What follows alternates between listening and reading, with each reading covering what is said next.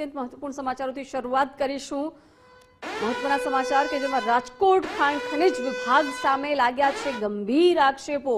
Powder ભરી આવતો truck 2 કલાક લેટ પહોંચતા 3 લાખનો દંડ ફટકારાયો। અધિકારીઓના હપ્તા રાજના કારણે સામાન્ય લોકો પરેશાન થઈ રહ્યા છે। ખાણ ખનીજ વિભાગને 50,000 ના આપતા દંડ ફટકાર્યાનો આરોપ છે। ટ્રકની જીપીએસ સિસ્ટમ ચેક કરવાની રજૂઆત માન્ય ન રાખી તેવું ટ્રક માલિક દ્વારા જણાવવામાં આવ્યું। ખરાબ રસ્તો અને પુલ બંધ હોવાને કારણે લેટ થયા। હપ્તો ન આપતા ખાણ ખનીજ વિભાગ હેરાન કરે છે। કિલોમીટરમાં પણ ફેરફાર હોવાના ટ્રક માલિક દ્વારા આક્ષેપો કરવામાં આવ્યા છે।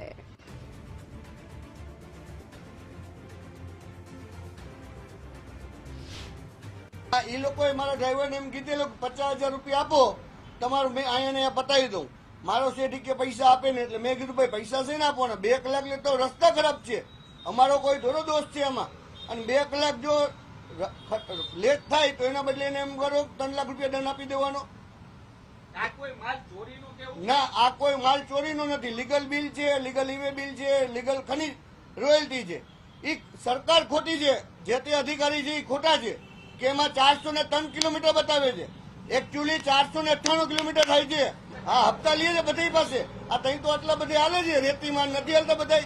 હા, 50,000 ના પણ અહીં કોક હું અધિકારમાં ગયો તો જીતેન્દ્ર સાહેબ પાસે મળવા, તો પાછળથી એક ભાઈ આવેલા, ભાઈ કે 1.5 લાખ દઈ દે સેટિંગ કરો, ખાવાના પૈસા નથી, 1.5 લાખ ક્યાં દેવા જવું ભાઈ?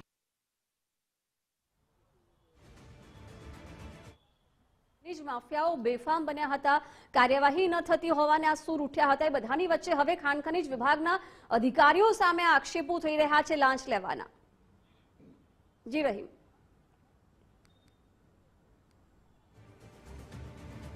ચોક્કસપણે જિજ્ઞાસા, ખાણ ખનીજ વિભાગ અવારનવાર વિવાદોમાં આવ્યું છે। એક તરફ સુરેન્દ્રનગરની અંદર એસડીએમ દ્વારા જે કાર્યવાહી થઈ રહી છે, બીજી બાજુ રાજકોટ જિલ્લાની અંદર ખાણ ખનીજનું હપ્તારાજ ચાલી રહ્યું છે। જે રીતના ટ્રક માલિકે કહ્યું કે 403 કિલોમીટર દેખાડવામાં આવે છે, ખરા અર્થમાં 498 કિલોમીટર થાય છે। બીજી બાજુ 2 કલાક ગાડી લેટ આવી એટલે દંડ ફટકાર્યો।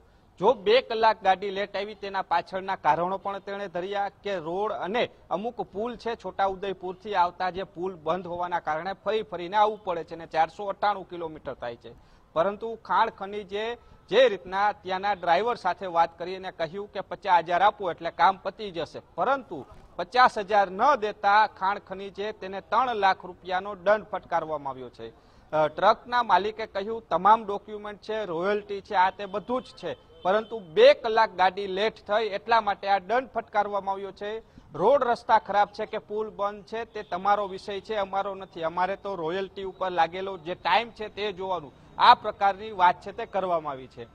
ત્યારબાદ રાજકોટ જિલ્લા કલેક્ટર કચેરીમાં ખાણ ખનીજ વિભાગ બેસે છે, ત્યાંના અધિકારી સાથે વાત કરી, તેને પણ રજૂઆતો કરી, પરંતુ તે માનવા તૈયાર નથી। કારણ કે જે રીતના હપ્તા રાજ ચાલી રહ્યું છે ને તેના કારણે સ્પષ્ટ વાત થઈ કે આ બિલ જે દંડ છે તે ભરવો પડશે। પરંતુ જ્યારે રજૂઆત કરીને બહાર આવે છે ટ્રક માલિક, ત્યારે કે પાછળથી એક વ્યક્તિ આવે છે ને 1.5 લાખ રૂપિયામાં સેટિંગ કરાવી દેવાની વાત થઈ રહી છે। એટલે ખાણ ખનીજ છે તેમાં હપ્તારાજ સ્પષ્ટપણે ચાલી રહ્યું છે, તે આક્ષેપો છે તે કરવામાં આવ્યા છે। અને એવું પણ કહ્યું છે જો ખરા અર્થમાં તેને કામગીરી કરવી હોય તો અમદાવાદથી રાજકોટ રોડ છે તે માત્ર કુવાડવા રોડ ઉપર ઉભા રહીએ એટલે આખા દિવસની અંદર 500 ગાડીઓ છે તે રેતીની ભરેલી આવે છે। એક પણ ગાડીની અંદર રોયલ્ટી ન હોય।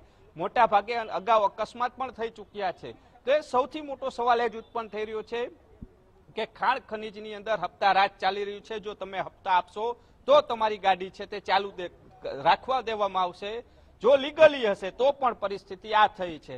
એટલે જો જે રીતના વાતચીત કરી તેણે આક્ષેપો લગાવ્યા, 50,000 અને 1.5 લાખ રૂપિયા ન આપતા તેની સામે આ પ્રકારની કાર્યવાહી થઈ છે। જે ટ્રક માલિક છે એટલી હદે કંટાળી ગયો છે, તેણે ઇન્ટરવ્યુ બાદ એવું પણ કહ્યું કે રવિવાર સુધીમાં જો મારા ટ્રકનું નિરાકરણ નહીં આવે તો સોમવારે જિલ્લા કલેક્ટર કચેરી ખાણ ખનીજ વિભાગની ઓફિસમાં આત્મવિલોપનની પણ તૈયારી તેણે બતાવી છે। એટલે કહી શકાય કે ખાણ ખનીજના હપ્તા રાજના કારણે ટ્રક માલિક, જે સીધા ટ્રક માલિકો છે, કારણ કે જેને ખોટું નથી કરવું ને જેને કાયદેસર ચાલવું છે એવા લોકોને હેરાન કરવામાં આવી છે, તેને લઈને ખાણ ખનીજના અધિકારીઓના હપ્તા રાજના કારણે આ પ્રકારના ટ્રક માલિકો છે તે પરેશાન પણ છે। જી જી રહીમ, આભાર જાણકારી માટે।